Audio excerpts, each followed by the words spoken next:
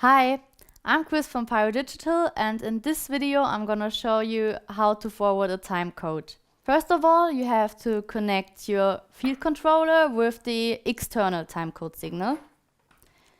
Plug it in the timecode in. Then you have to connect the field controller with each other that you want to use. First, one cable into timecode out. At that plug, the timecode will be re-amplified and sent to the next field controller.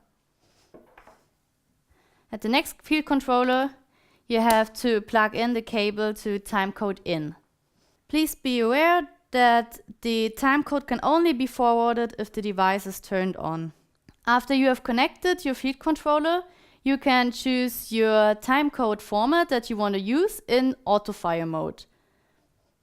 So you click autofire mode, turn the key to the fire position, and please make sure that it is safe to do so before doing that. Then you'll choose your timecode format, and the same thing goes for the other one. So choose autofire, turn the key if it is safe to do so, and choose the timecode format. The two field controllers are already connected, so I can use one pickle for both of them. Now that you've set up everything, hold the enable key and press fire.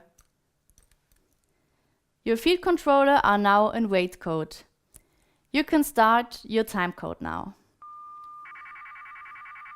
As you can see, both field controllers are in sync.